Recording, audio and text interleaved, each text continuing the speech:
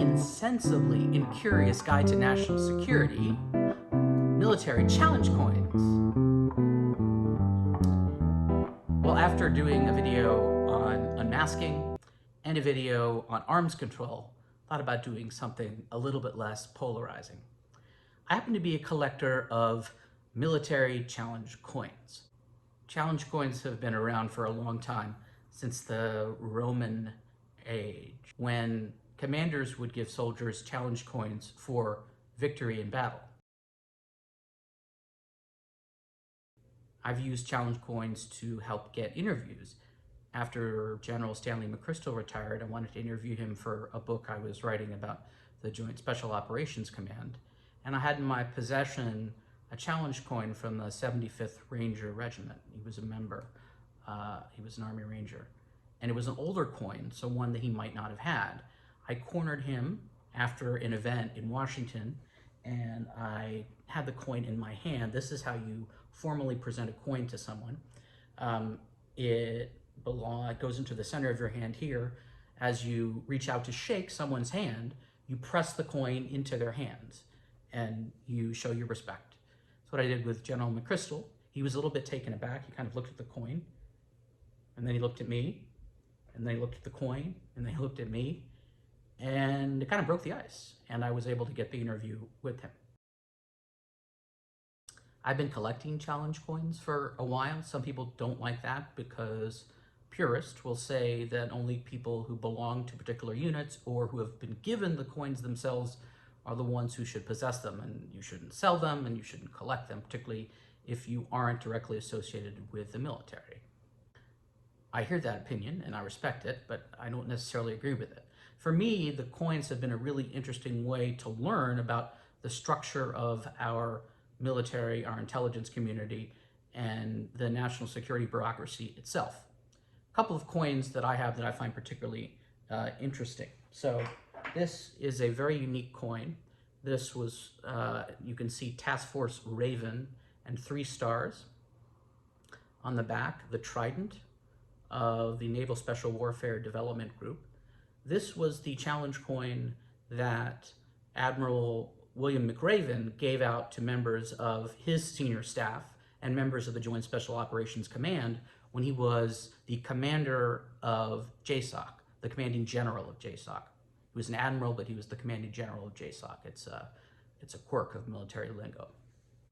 In the modern era, there are a number of uses for challenge coins, but one of them approximates their origins better than others, and it goes back to the reason why they're named challenge coins in the first place. So say you're part of a Civil War regiment and you're challenged by a soldier you don't recognize.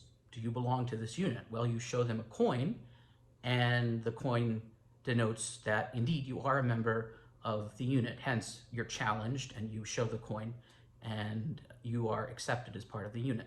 Nowadays, commanders of all stripes give coins away when they visit locales, troops deployed throughout the world. It's a way of showing respect. It's a way of showing appreciation. And this is a challenge coin from the 1st Special Forces Operational Detachment Delta, or Delta Force, and has their unique insignia there. This is a coin featuring all of the elements of what it says is the United States Nuclear Command and Control System Support Staff, or NSS, Nuclear Support Staff. And it has the acronyms of FEMA, DOD, DOE, National Security Council, OMB, the DCI, the Director of Central Intelligence, WAMO, White House Military Office. There is a group of people whose dedicated job it is to make sure that the president is in 100% connectivity, or the president has full connectivity with all of the nuclear forces at all times, and it's the members of this particular group, and they give out this challenge coin. Actually, I don't know who this belongs to. Huh. Well, if you know who this belongs to, you can let me know. But this special technical operation is a very highly compartmentalized, usually operational use of a new or classified military weapon or weapons system designed to have very special effects on the battlefield. There are special technical operations cells across the military. So an STO cell is a special technical operations cell. And yeah, I don't really know who this belongs to, but I know that their coin is really interesting. If one were to analyze the iconography, you could probably figure out where the unit was and what it belongs to. For someone like me who was not in the military and had to cover national security, it really was a way of learning more about how the military worked and a way of showing initial respect to people that wanted to interview, because I understood at least a little bit about their history and traditions and their customs. So that's military challenge coins, the Insensibly Incurious Guide to National Security Military Challenge Coin Edition.